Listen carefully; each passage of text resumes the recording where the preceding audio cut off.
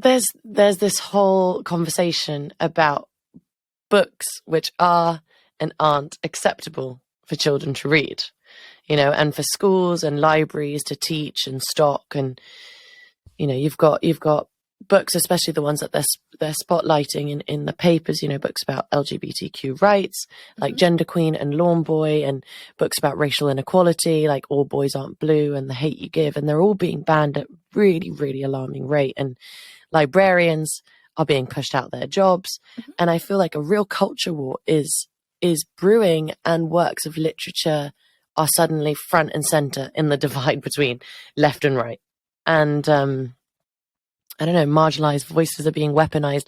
There's a lot happening, and I don't know what does it do? What do you think it does to remove these books, from circulation and accessibility? And how do you see a way out of this increasingly polarized moment for literature?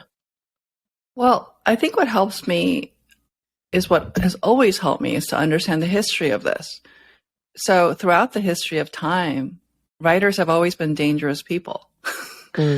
Books are dangerous. They're really, really dangerous. And the irony of being in an advanced economy like England or the United States is that because we have free public libraries, people kind of think, oh, it can't be worth anything because it's free. And then when you think about book banning, then you realize, oh, no, they're worth something. They're quite dangerous. Books are dangerous because they change people. And I think sometimes instead of feeling persecuted, I feel very powerful. I know I have the capacity to change a person's mind. I've seen it. I've seen it happen quite a lot. And then I think, oh, if I do have that marriage of craft plus message, and if I do reach 4,000 people or 4 million people, I know that I can make them rethink something if I do it right. Well, people who don't want you to do that are going to try to shut you down. And this culture war right now has existed at every single generation. What's interesting about social media, it has allowed people to be exposed for attempting to do so. So as much as people decry social media can also be used as a very strong force to expose it. So part of the jobs that you and I are doing right now is to say, no. Yeah. We disagree. Yes. We disagree, we protest, and we will speak. So on my limited platform, and we will write. And we will write.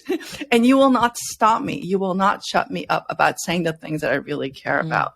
So I'm 53 years old and I am on Instagram. What am I doing, Joa? I am on Twitter.